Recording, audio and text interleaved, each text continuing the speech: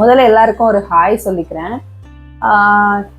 மால்தீவ்ஸுக்கும் இந்தியாவுக்கும் என்ன பிரச்சனை போயிட்டு இருக்கு? நீங்க மால்தீவ்ஸ்ல தானே இருக்கீங்க, அதை பத்தி எந்த வீடியோவுமே சொல்லலையே, அங்க என்ன நடக்குது? இந்த மாதிரி நிறைய பேர் எனக்கு மெசேஜ் பண்ணி, இன்ஸ்டாகிராம்லயும் சரி யூடியூப்லயும் சரி நிறைய பேர் மெசேஜ் பண்ணி எல்லாம் கேட்டுட்டே இருந்தாங்க.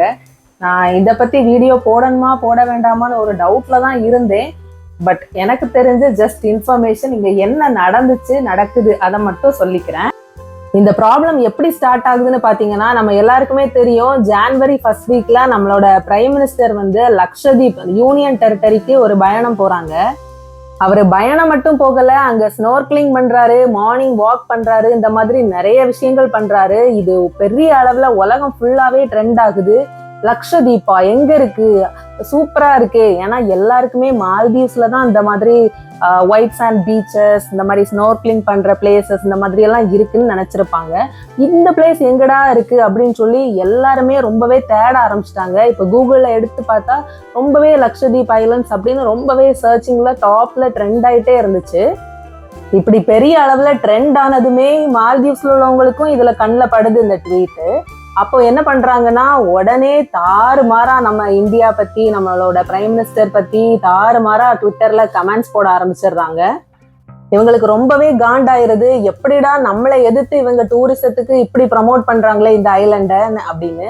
ஏன்னா மால்தீவ்ஸை பொறுத்த வரைக்கும் கண்டிப்பா இவங்க அந்த சுற்றுலாத்துறையை மட்டும்தான் நம்பி இருக்காங்க. ஏன்னா இவங்களுக்கு உலகம் ஃபுல்லா பயணிகள் கண்டிப்பா இங்க வந்துட்டு தான் இருக்காங்க. அதனால கொஞ்சம் பயந்துட்டாங்களோ என்னமோ தெரில, அதனாலதான் இவங்க தாறுமாறா கமெண்ட்ஸ் போட ஆரம்பிச்சிட்டாங்க. அதுவும் நான் அந்த கமெண்ட்ஸ் எல்லாம் குறிக்கல, ஏன்னா ரொம்ப மோசமான கமெண்ட்ஸ். அதுவும் இந்த மற்ற நாட்டுல உள்ள மக்கள் கிடையாது, இந்த இப்போ ஆட்சியில இருக்கிற கவர்மெண்ட்ல இருக்கிற மினிஸ்டர்ஸ் தான் இந்த மாதிரி எல்லாம் கமெண்ட்ஸ் போட்டாங்க. அதுவும் எதுலன்னா ட்விட்டர் எக்ஸ்ல தான் ட்வீட் பண்ணியிருக்காங்க. இவங்க எந்த மாதிரி ட்வீட் போட்டிருக்காங்கன்னா, கொஞ்சம் எக்ஸ்ட்ரீம் எண்ட்ல போய் தான் போட்டிருக்காங்க. அதாவது ஃபர்ஸ்ட் ஆஃப் ஆல் என்ன சொல்லியிருக்காங்கன்னா, இந்தியால உள்ள ரூம்ஸ்ல உள்ள ஸ்மெல் வருது அந்த மாதிரி சொல்லியிருக்காங்க. அதாவது நம்ம சுகாதாரமற்றவர்கள் அதை குறிக்கிற மாதிரி சொல்லியிருக்காங்க.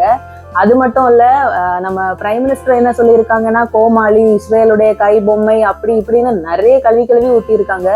அது மட்டும் இல்ல, இன்னொருத்தர் என்ன சொல்லியிருக்காருன்னா, நம்மளோட இன்ஃப்ராஸ்ட்ரக்சரையும் அவங்க இன்ஃப்ராஸ்ட்ரக்சரையும் கம்பேர் பண்ணியிருக்காங்க.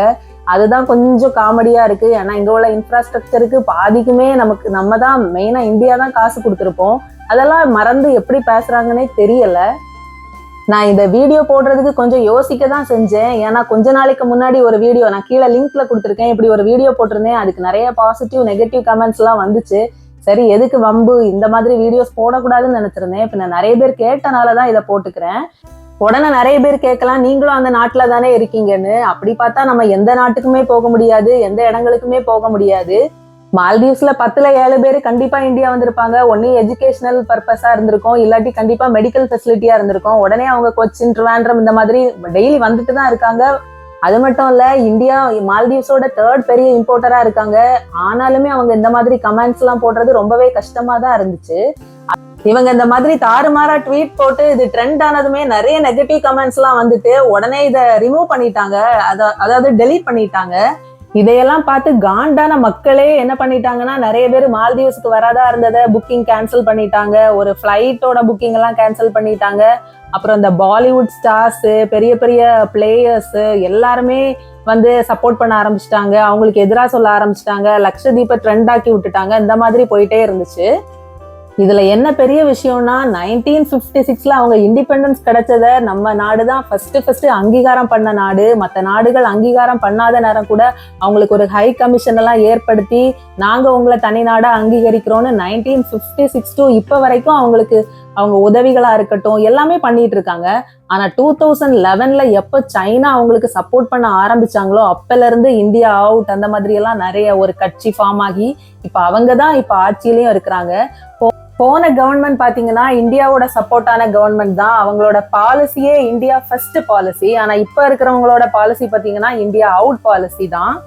மால்தீவ்ஸுக்கு இந்தியா 1956ல இருந்தே செஞ்சு கொடுத்திருக்கிற உதவிகள் எல்லாம் பாத்தீங்கன்னா சொல்லவே முடியாது. தண்ணி பஞ்சத்துக்கு தண்ணி, அப்புறம் மெடிக்கல் ஃபெசிலிட்டி, எஜுகேஷனல் ஃபெசிலிட்டி, அவங்க ட்ரைனிங் கொடுக்கறது, இந்த மாதிரி நிறைய விஷயங்கள் பண்ணியிருக்காங்க. உடனே நினைப்பீங்க ஆதாயம் இல்லாம பண்ணுவாங்களான்னு. எனக்கு தெரிஞ்ச வரைக்கும் இந்தியா ரொம்ப ஜெனியூனா தான் பண்ணியிருக்கு.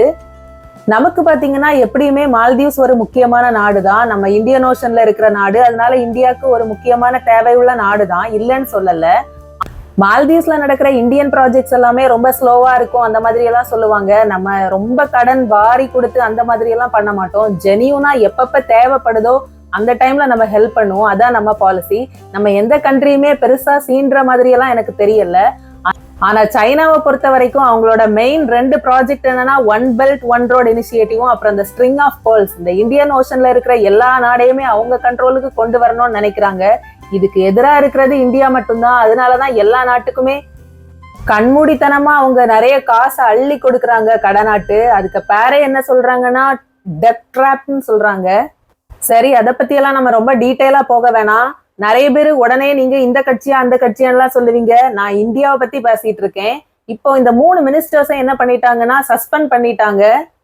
அதுவுமே இவங்க உடனே எல்லாம் பண்ணல. மால்தீவ்ஸ் உள்ள ஹை கமிஷனர் எல்லாம் கூப்பிட்டு பேசின பிறகுதான் இதை சஸ்பெண்ட் பண்ணிட்டாங்க. அதுக்கப்புறம் என்ன சொல்லியிருக்காங்கன்னா இது அவங்களோட தனிப்பட்ட கருத்து, மால்தீவ்ஸ் நாட்டோட கருத்து கிடையாது அப்படின்னு சொல்லி பூசி மொழிகிட்டாங்க.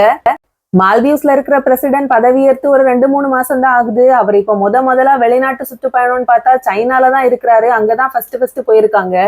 சரி, இவ்வளோத்தோட முடிச்சுக்கிறேன். இவ்வளவுதான் நடந்துச்சு. ஆனா இது வரைக்கும் மால்தீவ்ஸ் அபிஷியலா மன்னிப்பெல்லாம் கேட்கல.